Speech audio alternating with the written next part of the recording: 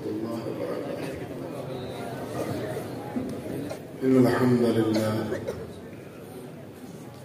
إن الحمد لله رب العالمين حمدا كثيرا طيبا مباركا فيه.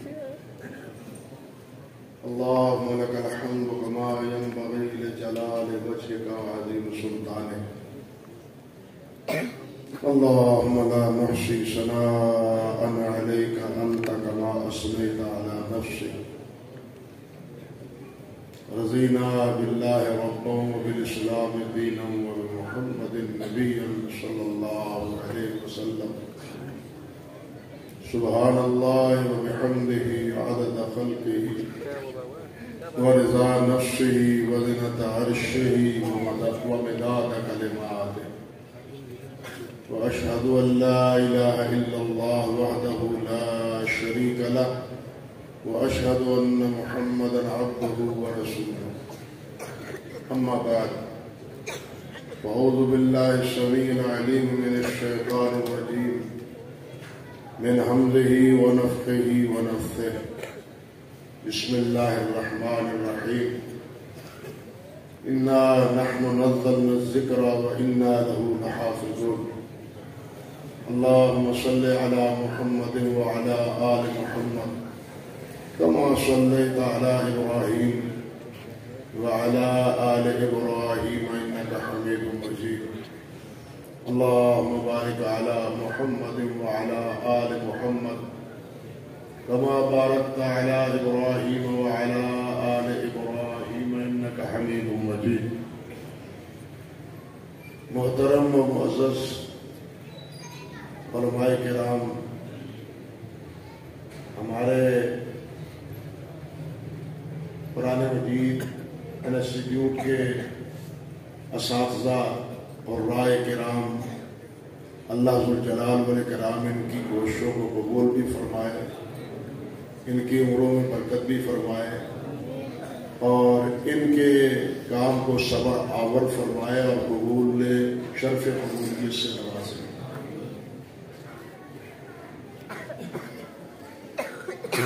محترم معظم مولانا شیخ الحدیث تفسیر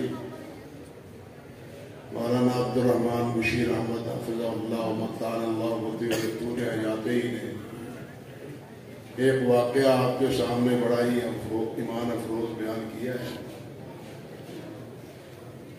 قرآن مجید کے جس قدر اعجازات ہیں اور جس قدر بھی اس کی عجائبات ہیں، حدیث میں بھی آتا ہے لا تنقضی عجائبہ، کہ قرآن مجید کے عجائبات جو ہیں وہ ختم ہونے والے نہیں ہیں. عجیب و غریب اس کی عجائب ہے، عجیب و غریب اس کی اعجازات ہیں، اور ان میں ایک بڑا اعجاز یہی قرآن مجید کی حفاظت کا اور قرآن مجید کے حفظ کا ہے.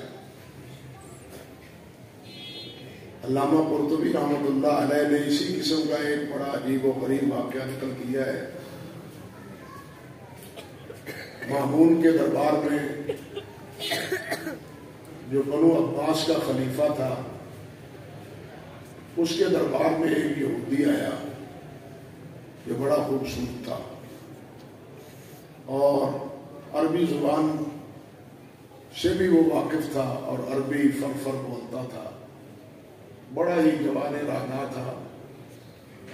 مامون کہنے لگا کہ یہ چہرہ جہنم میں جانے کے لائق نہیں ہے، کاش کہ یہ مسلمان ہو جائے اور جہنم کی آگ سے بچ جائے.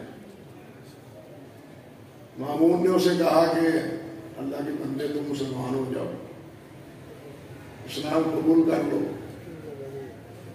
جہنم کی آگ سے بچ جاؤ گے. وہ کہنے لگا مامون، جس طرح تمہیں اپنے باپ دادا کا دین پسند ہے، مجھے بھی اپنے باپ دادا کا دین پسند ہے. میں اپنے باپ دادا کا دین کیوں چھوڑوں؟ مامون خاموش ہو گیا اور وہ دربار سے نکل گئے. ایک عرصہ کے بعد وہ دوبارہ مامون کے پاس آئے مامون کے بعد جس وقت مارا آیا تو عجیب بات یہ تھی، اس نے سلام کیا اور اپنے اسلام کا اظہار کیا مامون کے سامنے۔ مامون حیران کہ میں نے اسے اسلام پیش کیا اور اس نے انکار کر دیا، آج یہ خود بخود اسلام لا کے میرے پاس پہنچا ہے، میری بات کو اس نے مانا نہیں، میری بات مان لیتا تو مجھے بھی اللہ تعالیٰ کچھ نہ کچھ عنایت فرما دیتے، لیکن آج یہ اسلام قبول کر کے آیا ہے تو اس نے پوچھ لیا کہ تمہارے اسلام لانے کا سبب کیا ہے؟ میری بات تو تم نے مانی نہیں تھی، تم کیوں مسلمان ہو؟ تو وہ کہنے لگا کہ میں تمہارے دربار سے گیا تو میرے دل میں ایک خیال پیدا ہوا کہ میں جائزہ لوں، امتحان لوں کہ تینوں مذاہب جو بڑے ہیں، یہود، عیسائی اور مسلمان، ان میں سچا دین کون سا ہے؟ میں نے کیا کیا؟ میں خوبصورت خط لکھنے والا ہوں، اچھا خط ہے میرا، بڑا نفیس، میں نے تورات کو لکھا، میں نے انجیل کو بھی لکھا، میں نے قرآن مجید کو بھی لکھا، تینوں کتابیں اپنے ہاتھ سے لکھی اور تینوں کتابوں میں نے گڑبڑ کی، تورات میں بھی، انجیل میں بھی اور قرآن مجید میں بھی۔ گڑبڑ یہ کی کہ تینوں کتابوں کی آیات کو تقدیم و تاخیر کے ساتھ نقل کیا گیا اور بعض آیات کو ویسے حذف کر دیا، اور یہ تینوں نسخے قرآن مجید کا، انجیل کا اور تورات کا لے کے میں پہلے کنیسہ میں گیا، عیسائیوں کے پاس، کیا تم میں کوئی اس اپنی کتاب مقدس کا خریدار ہے؟ میں یہ کتاب بیچنا چاہتا ہوں۔ اس وقت کتابیں چھپتی تو تھی ہی نہیں، یہ چھپنے کا تو آج سے 150-200 سال پہلے اس کا طریقہ رائج ہوا ہے، پہلے تو صرف ہاتھ سے لکھا جاتا تھا۔ تو عیسائی راہب نے انجیل کو دیکھا اور ادھر ادھر سے دیکھنے کے بعد میں نے جو قیمت اس سے طلب کی، اس نے قیمت دے کے مجھ سے انجیل کا نسخہ لیا۔ پھر میں یہودیوں کے معامل خانے میں گیا، ان سے کہا کہ یہ میرے پاس تورات کا نسخہ ہے، کیا آپ اس کے خریدار ہیں؟ میں اس کو فروخت کرنا چاہتا ہوں۔ اس نے تورات کو دیکھا اور دیکھنے کے بعد خریدنے کا ارادہ ظاہر کیا۔ میں نے جو قیمت اس سے طلب کی اس نے قیمت دی اور مجھ سے تورات خرید لی۔ پھر اس کے بعد میں مسلمانوں کی مساجد میں گیا، بھائی کوئی ہے قرآن مجید خریدنے والا؟ یہ میرے پاس قرآن مجید کا بڑا خوبصورت لکھا ہوا نسخہ ہے۔ مسلمانوں نے قرآن مجید دیکھا، مسجد کے مولوی صاحب نے، امام صاحب نے اس کا نسخہ لکھا ہوا دیکھا، دیکھنے کے بعد مجھے واپس کر دیا کہ ہم اس کو خریدنا نہیں چاہتے، یہ صحیح قرآن مجید نہیں ہے، اس میں گڑبڑ ہے، یہ لکھا ہوا درست نہیں ہے۔ وہ کہتا ہے مامون میں حیران ہو گیا اور میرے ضمیر نے فیصلہ کیا کہ جس مذہب کی کتاب محفوظ نہیں ہے وہ مذہب کس طرح محفوظ ہے۔ تورات کو بھی میں نے بدلا، انجیل کو بھی بدلا، نہ عیسائی سمجھ سکے نہ یہودی سمجھ سکے، لیکن مسلمان سمجھ گئے کہ یہ نسخہ جو ہے قرآن مجید کا صحیح نہیں ہے۔ اس لیے قرآن محفوظ ہے اور مسلمانوں کا مذہب اسلام وہ محفوظ، اللہ کے فضل و کرم سے اسلام محفوظ اسی لیے ہے، ہم اس پر عمل کریں یا نہ کریں، اس کو اپنا حفظ جان بنائیں یا نہ بنائیں، اسلام کو دل و جان سے قبول کریں یا نہ کریں، لیکن اسلام محفوظ ہے، بالکل اسی طرح محفوظ ہے جس طرح اللہ سبحانہ و تعالیٰ نے حضرت محمد رسول اللہ صلی اللہ علیہ وسلم پر نازل کیا۔ قرآن مجید بھی اسی طرح محفوظ ہے۔ آپ نے ابھی برخورداروں سے سنا ہے کہ قرآن مجید کے زیر، زبر، پیش یہ تک محفوظ ہے۔ الف کتنے ہیں قرآن مجید میں، با کتنے ہیں، تا کتنے ہیں، سا کتنے ہیں، سب محفوظ، سب لکھے ہوئے ہیں۔ اللہ اکبر کبیرہ۔ اور قرآن مجید کا یہ حفظ جو بچوں کے بارے میں بتلایا ہے، یہی ہمارے پہلے جو ساتھی نظم پڑھنے والے تھے، یہ میرے سامنے بیٹھے ہیں، کیا نام ہے؟ غلام اللہ صاحب، میں تو نام بھول گیا ہوں، اس کے والد صاحب ہوتے تھے قاری محمد اسلم صاحب، دوست تھے، آیا جایا کرتے تھے۔ مجھے بھی کئی بار وہاں روشن والی جھال ان کے گاؤں میں جانے کا اتفاق ان کی زندگی میں ہوتا رہا۔ آپ حیران ہوں گے، اللہ کی توفیق سے انہوں نے 3 ماہ میں قرآن مجید یاد کیا ہے۔ یوں جی قاری صاحب، یہ بیٹھے یہ بیٹھے جنہوں نے 3 ماہ میں قرآن مجید یاد کیا ہے۔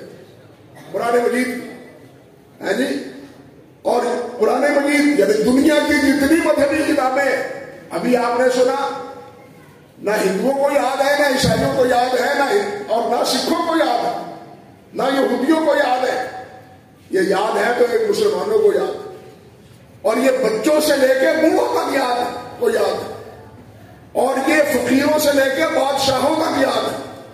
آپ حیران ہوں گے کہ اورنگزیب عالمگیر نے قرآن مجید بادشاہ بننے کے بعد یاد کیا ہے، اور عجیب بات یہ ہے کہ قرآن مجید کو یاد کرنے والے جہاں 9 سال کے، 10 سال کے، حتیٰ کہ 6 سال کے، حتیٰ کہ 5 سال کے، حتیٰ کہ 4 سال کے، 4 سال کے میں مامون کے دربار میں ایک آدمی آیا، اس نے اپنے بچے کو اٹھایا ہوا تھا، بچے کو اٹھایا ہوا، بھوک لگتی وہ کہتا بابا روٹی کھانی ہے، لیکن جب قرآن اس کو کہا جاتا سناؤ، وہ فر قرآن سناتا۔ امام ابو محمد اصفہانی رحمۃ اللہ علیہ 5 سال کے تھے، 5 سال، ان کو ان کے والد استاد کے پاس حدیث کے سبق کی سماع کے لیے لے گئے۔ استاد نے کہا ناک اس کو صاف نکل نہیں آتی، 5 سال اس کی عمر ہے، یہ حدیث کا سبق کیسے لے گا؟ والد نے کہا استاد محترم، میرا بچہ اگر قرآن تمہارا سب کا سب سنا دے پورے کا پورا تو اس کو سماع کی اجازت دے دے، اگر قرآن نہ سنائے تو اجازت نہ دے۔ انہوں نے قرآن کا مختلف مقامات پہ امتحان لیا، امام ابو محمد اصفہانی رحمۃ اللہ علیہ نے قرآن سنایا، اور 5 سال کی عمر میں جناب انہیں حدیث کی سماع کا شرف بھی حاصل ہوا۔ یہ اعجاز ہے اسلام کا، یہ اعجاز ہے قرآن مجید کا۔ اور یہ کیوں ہے کہ اس کا محافظ کون ہے؟ اس کو یاد کروانے والا کون ہے؟ اللہ۔ اس کو سینے میں محفوظ کروانے والا کون ہے؟ اللہ نے فرمایا کہ میں اپنے نبی صلی اللہ علیہ وسلم کے بارے میں کہ میں آپ کے قلب میں اس کو محفوظ کروں گا۔ آپ کے قلب اطہر میں اللہ رب العزت نے قرآن مجید کو یاد رکھا، آپ نے یاد فرمایا، صحابہ کرام نے یاد کیا، صحابہ کرام سے لے کے اب تک یہ سلسلہ اللہ کے فضل و کرم سے مسلمانوں میں رائج۔ اور میری دعا ہے وہ ہمارے علماء کرام وہ تو جانتے ہیں کہ جب یہ سند دیتے ہیں ہمارے علماء کرام تو ان کا سلسلہ سند کس سے جا کے ملتا ہے؟ اکثر و بیشتر حضرت ابو ہریرہ سے۔ کیوں شیخ صاحب؟ حضرت کیوں کہ حضرت ابو ہریرہ رضی اللہ تعالیٰ عنہ سب سے زیادہ کثیر الروایہ ہے، ان کا سلسلہ نسب حضرت ابو ہریرہ سے ملتا ہے، یا حدیث حضرت ابو سعید خدری سے، یا عبداللہ بن عباس سے، یا جابر بن عبداللہ سے رضی اللہ تعالیٰ عنہ، یا حضرت انس بن مالک سے، ان سے جا حضرات محدثین کا سلسلہ ہے سند جا کے ملتا ہے، کیونکہ یہ کثیروں میں آیا ہے، لیکن یہ ہمارے قراء حضرات، یہ قاری حضرات، یہ قرآن کے خادم، اللہ ان کی خدمتوں کو قبول فرمائے اور اللہ ان خادموں کا ہمیں خدمت گزار بنائے، ان قرآن کے خادموں کا ہمیں خدمت گزار بنائے۔ ہم تو نکمے بیکار ہیں بالکل، لیکن ان کے قدردان ضرور ہیں، اللہ ان کے قدر میں مزید اضافہ فرمائے۔ اللہ اکبر کبیرہ۔ نبی علیہ السلام نے فرمایا تھا اقرأ القرآن من اربع، من عبداللہ بن مسعود، من سالم بن ابی حذیفہ اور من معاذ بن جبل، اور سعد چوتھے کون ہے؟ حضرت سعد مولا ابی حذیفہ رضی اللہ تعالی عنہ اجمعین۔ اور ان کا یہ قراء حضرات کا یہ واسطہ، ان کی سند جس طرح حدیث کی سند ہے، قرآن مجید کی بھی اسی طرح سند ہے۔ قراء حضرات ہمارے حفاظ کرام اس بات کے گواہ ہیں کہ جس طرح ہماری سند ہے اور بخاری شریف کی تقریب ہوتی ہے تو اس میں استاد کی سند امام بخاری تک اور امام بخاری سے نبی علیہ السلام تک باقاعدہ پڑھی جاتی ہے۔ بالکل اسی طرح قراء حضرات کی بھی سند استاد سے لے کے صحابہ کرام تک اور صحابہ کرام سے نبی علیہ السلام تک پہنچتی ہے، اور صحابہ کرام میں یہ سند عموماً حضرت عثمان غنی تھے، حضرت عثمان غنی سے رضی اللہ تعالیٰ عنہ سے، حضرت علی سے، حضرت عبداللہ بن مسعود سے، حضرت معاذ بن جبل سے، حضرت سعد سے، ان حضرات سے کے واسطے سے یہ سند قرآن مجید کی باقاعدہ مسلسل وہ پڑھی جاتی ہے۔ بلکہ ابی بن کعب اللہ اکبر کتنے خوش نصیب تھے رضی اللہ تعالیٰ عنہ، حضرت فرماتے ہیں نبی علیہ السلام نے فرمایا ابی، اللہ رب العزت نے مجھے فرمایا ہے کہ ابی کو سورۃ البینہ سناؤ، ان پر پڑھو سورۃ البینہ، اب ابی بن کعب پر پڑھو۔ اللہ اکبر کبیرہ۔ نبی علیہ السلام نے فرمایا ابی ادھر آؤ، میں تمہیں صبح سورۃ البینہ سنانا چاہتا ہوں، مجھے اللہ نے حکم دیا ہے۔ حضرت ابی فرمانے لگے، عرض کرنے لگے حضور اللہ نے حکم دیا ہے؟ ہاں جی اللہ نے حکم دیا ہے، اللہ نے عرش پر میرا نام لیا ہے؟ نبی علیہ السلام نے فرمایا ہاں عرش پر اللہ نے تیرا نام لیا ہے۔ اور حضرت ابی بن کعب کی آنکھوں سے آنسو آ گئے خوشی میں کہ اللہ نے میرا نام لیا ہے۔ کتنے خوش نصیب ہے وہ ابی بن کعب، اور یہ عبداللہ بن مسعود، اور یہ معاذ بن جبل، اور یہ سعد رضی اللہ تعالی عنہم اجمعین، جن کے بارے میں نبی علیہ السلام نے فرمایا کہ ان سے قرآن پڑھو۔ تو ان قراء اور حفاظ کرام کا یہ سلسلہ سند ان صحابہ کرام سے واسطہ ملتا ہے، یا یوں سمجھیے کہ یہ سلسلہ سند اللہ اکبر مدرسہ شفا سے جا کے ملتی ہے، دار ارقم سے جا کے ملتی ہے، جہاں سب سے پہلے نبی علیہ السلام نے دین کی تبلیغ کی، دین کی دعوت دی، اور صحابہ کرام رضوان اللہ علیہ اجمعین نے ان کو دین کا سبق دیا، قرآن کا سبق دیا، دین کا حدیث کا سبق دیا۔ پہلے مکہ مکرمہ میں، کہاں؟ دار ارقم میں۔ یہاں ایک بات عجیب آپ سے عرض کروں، دار ارقم کہاں ہے؟ مورخین علماء جانتے کہ دار ارقم صفا پہاڑی کے بالکل قریب، جہاں صفا پہاڑی، صفا اور مروا ہے نا، صفا کے بالکل قریب۔ اب علماء نے لکھا ہے کہ یہ صفا پہاڑی کے قریب دار ارقم کو اپنا مرکز بنانے میں کیا حکمت تھی؟ اللہ کے رسول کا کوئی کام حکمت سے خالی؟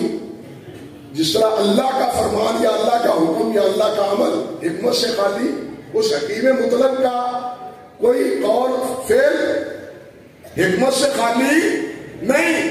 تو اس حکیم مطلق کے رسول اور پیغمبر، ان کا بھی کوئی عمل حکمت سے خالی، حقیقت سے خالی نہیں ہے۔ یہاں مقرر کیوں کیا دار ارقم کو؟ ان حالات کو پیش نظر رکھیے جن حالات میں کفار یہ کہتے تھے لا تسمعوا هذا القرآن والغوا فيه، قرآن کو مت سنو، شور ڈالو، نبی علیہ السلام قرآن سناتے، وہ مقابلے میں مجرا لگاتے. ادھر قرآن سنایا جا رہا ہے، وہ مجرا لگا کے بیٹھ گئے ہیں آپ کے مقابلے میں. نبی علیہ السلام قرآن پڑھاتے ہیں، وہ ان پر ظلم و ستم کرتے ہیں. نبی علیہ السلام نے ساتھیوں کو بچانے کے لیے یہ جگہ منتخب کی تاکہ لوگ یہ سمجھیں کہ لوگ طواف کے بعد صفا مروہ کی سعی کرنے کے لیے جا رہے ہیں، صفا مروہ کی سعی کرنے کے لیے جا رہے ہیں. لیکن حقیقتاً وہ فردن جاتے کیسے تھے وہاں؟ چھپا کے آپ کی خدمت میں تاکہ آپ اس سے سبق پڑھیں. اللہ، کتنی مشکل حالات میں نبی علیہ السلام نے وہاں دار ارقم میں قرآن پڑھایا ہے صحابہ کرام رضوان اللہ علیہ اجمعین کو، اور دین سکھایا ہے حضرات صحابہ کرام رضوان اللہ علیہ اجمعین. میں عرض کر رہا تھا، حضرت عبداللہ بن مسعود فرماتے ہیں کہ لا تنقضی عجائب، اس کے عجائبات ختم ہونے والے نہیں ہیں. جس طرح یہ پڑھنے کا آپ نے مختلف اور عجیب و غریب طریقہ سنا، ایک اور طریقہ بھی سنیے. القند فی ذکر علماء سمرقند، یہ کتاب کا نام ہے. اس میں امام ابو محمد سمرقندی ہیں رحمۃ اللہ علیہ، ان کے ترجمے میں عجیب واقعہ لکھا ہے کہ وہ قرآن مجید پڑھتے تھے اور پڑھتے ساتھ حدیث کی لکھتے تھے. قرآن مجید پڑھتے بھی تھے اور ساتھ جو ضبط اور حفظ حدیث ہوتی تھی وہ اپنے بیاس میں، اپنی کتاب میں اس کو درج بھی کرتے تھے. کسی نے پوچھ لیا کہ حضرت یہ آپ کیا کرتے ہیں؟ ایک آدمی ایک وقت میں ایک ہی کام کر سکتا ہے. کیوں بھائی؟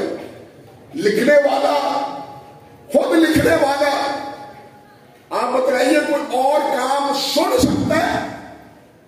میرا تو تجربہ ہے کہ جب سنتے ہیں کسی کی بات تو ہمارے لکھنے میں گڑبڑ ہو جاتی ہے، ہمارے لکھنے میں گڑبڑ ہو جاتی ہے، اور ہم کیا کریں؟ یار لکھ لیں دے، اور یار 2 سطرہ لکھ لیں دے چپ کر کے میں، ہم یہ کہتے ہیں. اب وہ قرآن مجید مسلسل پڑھ رہے ہیں اور احادیث مبارکہ مسلسل لکھے جا رہے ہیں. عجیب معاملہ ہے. ان سے پوچھا گیا کہ یہ کیا ہے، یہ ایسا کیسے ہے؟ آپ کو قرآن مجید اتنا ضبط ہے؟ اللہ اکبر کبیرہ. فرمانے لگے اصل مسئلہ یہ ہے کہ میں نے حرم پاک میں اللہ سے ایک دعا کی تھی کہ یا اللہ قرآن پڑھنے میں کوئی چیز رکاوٹ نہ ہو، میرا قرآن پڑھنے میں کوئی چیز رکاوٹ نہ ہو. اب جو بھی عمل کروں قرآن میری زبان پہ ہوتا ہے، میں یہ لکھتا بھی ہوں. حتیٰ کہ کہتے ہیں کہ جس وقت بیت الخلاء جانا ہوتا ہے تو زبان کو پکڑ لیتا ہوں کہ یہ زبان قرآن نہ پڑھے. یہ کیفیت بن گئی تھی. یہ بھی ایک اعجاز ہے قرآن مجید کا کہ قرآن مجید اس طرح پڑھا بھی جاتا ہے اور اس طرح لکھا بھی جاتا ہے. بلکہ آپ حیران ہوں گے، قرآن سے محبت کرنے والوں نے مختلف جہتوں سے محبت کی، اس کے پڑھنے میں بھی اور اس کے لکھنے میں بھی، اس کے یاد کرنے میں بھی. اللہ اکبر کبیرہ. یاد کرنے میں یہ عمر کا لحاظ بھی ہے اور مختصر وقت کا بھی ہے. یہ ہمارے قاری صاحب کے فرزند نے 3 ماہ میں قرآن مجید یاد کی ہے. وہ بھی ہیں جنہوں نے 1 ماہ میں قرآن یاد کی ہے. حضرت مولانا ابراہیم شاہ کوٹی رحمۃ اللہ علیہ، حضرت مولانا محمد قاسم نانوتوی رحمۃ اللہ علیہ، حضرت مولانا محمد بغوی رحمۃ اللہ علیہ، یہ سربدے کے علاقے میں ہے بغوی، اور وہ 1 مہینوں میں انہوں نے قرآن یاد کیا. گویا کہ روزانہ 1 سپارہ. بتلائیے دنیا میں کوئی ایسی مذہبی کتاب ہے کہ ایسی ضخیم کتاب 1 مہینے میں اتنی یاد ہو؟ اور کوئی ایسی کتاب ہے کہ 5 سال کا بچہ بھی اس کو یاد کرنے والا ہو؟ حاشا اللہ نے. یہ قرآن مجید کا اعجاز. یہ اللہ ذو الجلال والاکرام کیا وہ وعدہ ہے کہ انا نحن نزلنا الذکر وانا لہ لحافظون. اور لکھنے میں بھی آپ دیکھیے, آپ کے پاس نے دیکھا ہے یا نہیں دیکھا؟ میں نے وہ قرآن نہیں دیکھا ہے کہ قرآن مجید دیکھیے پہلی سطر اگر کاتب نے الف سے شروع کی ہے, دوسرے سطر کی یعنی صفحے کی پہلی سطر وہ بھی اس نے الف سے شروع کی, دوسری سطر اگر تا سے الف شروع کی ہے تو مقابلے کے دوسرے صفحے میں بھی سطر کی ابتدا تا سے ہوتی ہے. اسی طرح پورا قرآن مجید ہے, ایک دو صفحے نہیں, پورا قرآن مجید میں نے اپنے آنکھوں سے دیکھا ہے. آپ دیکھیے کہ لکھنے میں کس طرح اعداد رکھا ہے, حتیٰ کہ یہاں تک ہمارے گوجرانوالہ کے ایک کاتب تھے, نام ذہن سے نکل گیا, انہوں نے قرآن مجید ایک ایسا لکھا ہے کہ جو پہلا صفحہ سطر میں پہلا واو ہے تو صفحے کی آخری سطر بھی واو ہے, اگر دوسری سطر میں با ہے تو نیچے سے دوسری سطر میں بھی با ہے, اگر تیسری سطر میں جیم ہے تو نیچے سے تیسری سطر میں بھی جیم ہے, اور پورا قرآن مجید اسی ترتیب سے اس نے لکھا ہے. یعنی پڑھنے میں, اس کے یاد کرنے میں, اس کے لکھنے میں قرآن مجید کے اعجازات ہیں, اور یہ تخصیص ہے قرآن مجید کی. قرآن مجید کے علاوہ دنیا میں کسی ایسی کتاب کا تذکرہ موجود نہیں ہے. یعنی جتنی محبت قرآن سے اللہ کے فضل و کرم سے ہم جیسے غیر گزرے مسلمانوں نے کی ہے, کسی مذہب نے اپنی تمام تر توانائیوں اور قوتوں کے باوجود ایسی خدمت اور ایسا تعلق اور ایسی وابستگی اپنی مذہبی کتاب سے نہیں کی جو کہ مسلمانوں نے اللہ کے فضل و کرم سے اللہ کی مہربانی سے قرآن مجید سے کی. اللہ ذو الجلال والاکرام ان حضرات کی ان کوششوں کو قبول فرمائے. اور جہاں تک اس کا اعجاز ہے, میں ایک اور بات عرض کرتا ہوں. آپ دیکھیں علماء جانتے ہیں لبید وقت کا بہت بڑا شاعر تھا, ملک الشعراء اس کا لقب تھا, مسجود شعراء اس کا لقب تھا. سوق اوقاس میں جو میلہ سالانہ لگتا تھا, یہ اوقاس کا میلہ, یہ میرا اور عرفات کے درمیان جو پہاڑیاں ہیں ان کے جوار میں, ان کے سائے میں یہ میلہ لگتا تھا. سال کے بعد سوق اوقاس کا نام اس کا نام تھا. اس میلے میں لبید نے جب اپنے اشعار پیش کیے تھے, وہاں اس میلے میں تمام موجود شعراء نے اس لبید کو کیا کیا تھا, سجدہ کیا تھا, اس کی تعظیم. اللہ اکبر. اسی لبید کو یہ مسلمان ہو گیا. مسلمان ہونے کے بعد اللہ اکبر کبیرہ کوفے میں بسا. حضرت عمر فاروق رضی اللہ تعالیٰ عنہ نے کوفے کے گورنر کو خط لکھا کہ لبید کو کہو کہ اپنا اچھا اور فصیح اور ملیح کلام جو ہے وہ لکھ کے بھیجے. اور اس نے پھر جواب کیا دیا؟ حضرت امیر المومنین عمر فاروق رضی اللہ تعالیٰ عنہ کو فرماتے ہیں کہ میں نے جب سے سورۃ بقرہ اور آل عمران پڑھی ہے, میں اپنی فصاحت اور بلاغت کا انکار میں نے کر دیا ہے. اور یہی لبید ہے جس نے یہ شعر کہا تھا, الا کل شیء ما قال اللہ باطل. اور نبی علیہ السلام نے فرمایا تھا کہ اصدق الکلام کلام الشعراء کلام النبی, سب سے سچی بات جو شعراء میں سے کہی ہے وہ لبید نے کہی ہے کہ ہر چیز جو ہے نا وہ باطل ہے. کل شیء ما قال اللہ, اللہ کے علاوہ ہر چیز کو فنا ہے, ہر چیز ختم ہونے والی ہے, باقی رہنے والی ذات ہے تو اللہ وحدہ لا شریک. یہ تھا لبید. آپ اندازہ کریں فرزدق جو وقت کا بہت بڑا شاعر تھا, وہ جا رہا ہے, فرزدق جا رہا ہے, اور ایک درخت کے سائے تلے ایک صاحب یہ لبید کا کلام پڑھ رہا ہے, کھولا ہوا ہے کتابچہ, اور کتاب لبید کے اشعار پڑھ رہا ہے. فرزدق گھوڑے پہ جا رہا تھا, وہ گھوڑے سے اترا اور اس نے جناب لبید کا کہ اشعار پڑھنے والوں کو سجدہ کیا. اندازہ کیجیے کہ وہ شعراء جو اس قدردان تھے لبید کے, لیکن خود لبید وہ کہتا ہے جب سے میں نے قرآن پڑھا ہے میں کسی اور کی فصاحت اور بلاغت سے دستکش ہو گیا. بلکہ علماء جانتے ہیں امرؤ القیس زمانہ جاہلیت کا بہت بڑا شاعر تھا, جس کا ایک قصیدہ وہ ہمارے سوا مولکہ میں بھی پایا جاتا ہے اور پڑھایا جاتا ہے مدارس میں. اسی امرؤ القیس کا, امرؤ القیس کی بہن جا رہی ہے اور اس کا قصیدہ بیت اللہ کی دیواروں پہ آویزہ کیا ہوا ہے. تقابل مقابلہ ہوتا تھا اور جیسے یہاں منصف فیصلہ کرتے ہیں وہاں بھی فیصلہ کیا انہوں نے کہ جناب امرؤ القیس کا کلام سب سے بالا تر ہے, اور اس کا کلام بیت اللہ کی دیواروں پر لٹکا دیا گیا. اب ہوا کیا, ایک آدمی قرآن پڑھ رہا ہے, مسلمان قرآن پڑھ رہا ہے, اور قرآن پڑھتے ہوئے اس نے کیا پڑھا, یا ارض ابلعی ماءک و یا سماء اقلعی وغیض الماء. یہ کلام, یہ اتنی آیت کا حصہ امرؤ القیس کی بہن کے کانوں میں پڑا اور جا کے اس نے اپنے بھائی کا قصیدہ اتار دیا کہ یہ کلام اس کا مقابلہ میرے بھائی کا قصیدہ نہیں کر سکتا. سب سے زیادہ فصاحت اور بلاغت اس میں. دیر ہوئی, ایک دفعہ ایک مضمون ایک رسالے میں چھپا تھا.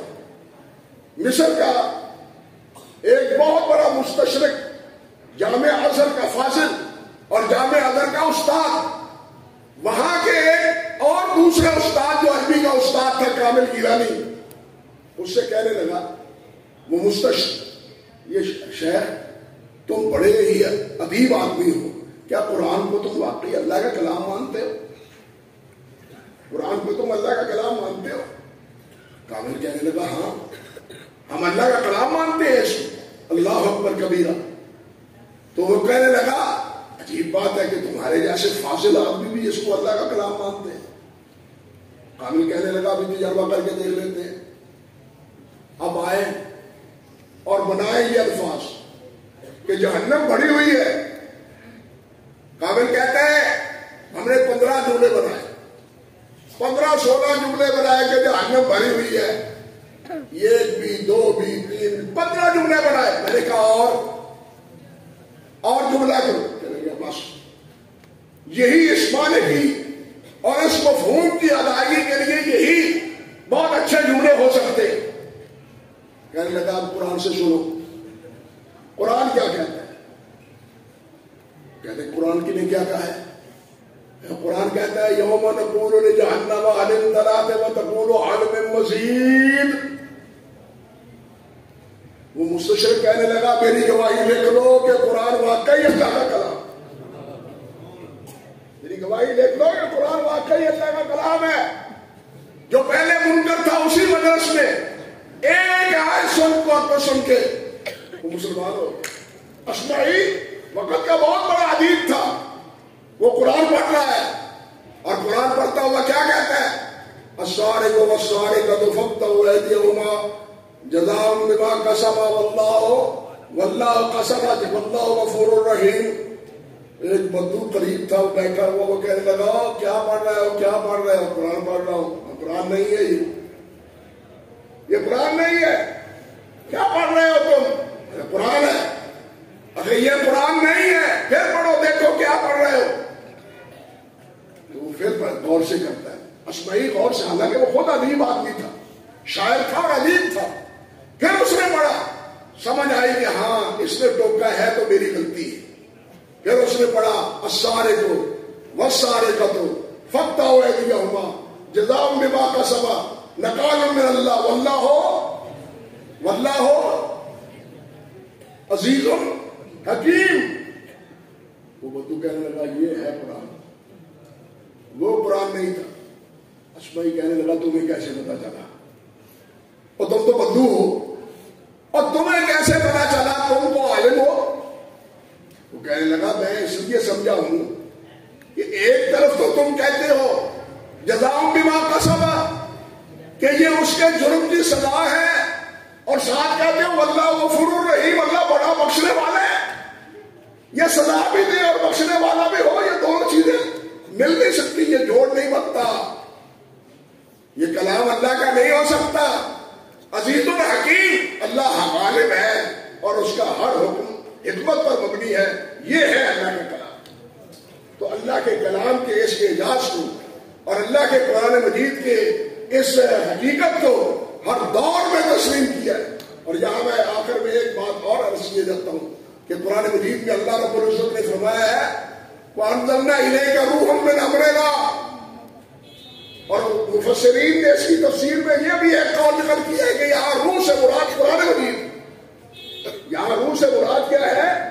قرآن مجید ہے کہ ہم نے تمہاری طرف روح نازل کیا۔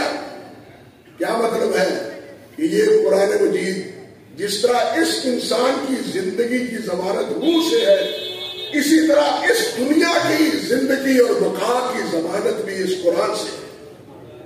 جب تک قرآن اس میں باقی ہے یہ دنیا باقی رہے گی، جب قرآن اٹھا لیا جائے گا قیامت کے قریب یہ دنیا بھی ختم ہو جائے گی، یہ دنیا بھی لپیٹ لی جائے گی۔ اب دنیا اس قابل نہیں رہے گی کہ یہ دنیا باقی رہے۔ اس دین کے دشمن، قرآن کے دشمن، یہ یہودی، یہ عیسائی، یہ مستشرقین، یہ انہوں نے قرآن بنا کے دیکھا نہیں، امریکہ نے الفرقان المبین بنا کے دیکھا ہے یا نہیں بنایا؟ کوئی پذیرائی ہوئی اسے؟ کسی نے تسلیم کیا اس کو؟ حاشا اللہ، کسی مسلمان نے ہاتھ نہیں لگایا۔ انہوں نے اپنی حماقت کر کے دیکھ بھی لی، لیکن کسی مسلمان نے ان کے فرقان مبین کو ہاتھ نہیں لگایا۔ گویا پوری دنیا نے ان کے بنائے ہوئے بناوٹی قرآن کا بائیکاٹ کیا اور کہا کہ یہ اللہ کا کلام نہیں ہے، یہ اللہ کا کلام نہیں ہے۔ اور جب یہ لوگ اس قرآن کے باقی ہیں اور اس قرآن کو مٹانے میں تلے ہوئے ہیں، اللہ کی قسم یہ تو پاگل ہیں، یہ دیوانے ہیں، احمق ہے پرلے درجے کے، ان کو اس حقیقت کا علم ہی نہیں ہے کہ دنیا میں ہماری بقا اس قرآن کی بدولت ہے۔ دنیا میں ہماری بقا ہم جب تک جیتے ہیں، زندہ ہے، اس قرآن کی بدولت ہے۔ حدیث میں آتا ہے، حضرت ایاز فرماتے ہیں، نبی علیہ السلام نے فرمایا، اللہ رب العزت فرماتے ہیں انزلت علیک کتابا لم یغسلہ ماء، کہ میں نے تمہارے اوپر ایسی کتاب نازل کی ہے جس کو پانی نہیں دھوئے گا، پانی نہیں دھوئے گا۔ کیا مطلب؟ نبی لکھتے ہیں رحمت اللہ علیہ، اور دنیا میں کتابیں پانی میں ڈال دی جائیں، کتابیں ناپائد ہو جاتی ہیں، قرآن مجید پانی میں ڈال دیے دے جائیں، سینوں میں محفوظ رہے گا۔ یہ پانیوں میں ڈال دیا جائے، دشمن قرآن کو ختم کر دے، دشمن قرآن کو ختم کر دے، لیکن یہ سینوں میں اللہ تعالیٰ محفوظ رکھے گا۔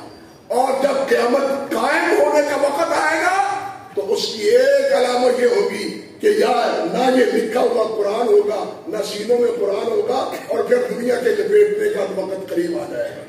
اللہ سبحانہ و تعالیٰ اس کی حفاظت فرمائے، اور اس کی حفاظت میں جو حضرات دامے درمے قدمے سکھنے تعاون کرتے ہیں وہ بڑے ہی سعادت مند ہیں، وہ بہت ہی سعادت مند ہیں۔ ان کو بھی اللہ کا شکر ادا کرنا چاہیے کہ اگر ہم براہ راست اس میں براہ راست خدمت سر انجام نہیں دے رہے ہیں تو اس کے خادموں کی خدمت گزار تو ہے، اس کے خادموں کی خدمت گزار تو ہے۔ اللہ ذوالجلال ان کی خدمتوں کو بھی قبول فرمائے، اور یہ ہمارے اساتذہ کرام اللہ ان کی خدمتوں کو بھی قبول فرمائے، اور یہ بہار ہمیشہ سدا بہار بنا رہے، سدا بہار یہ بہار بنا رہے۔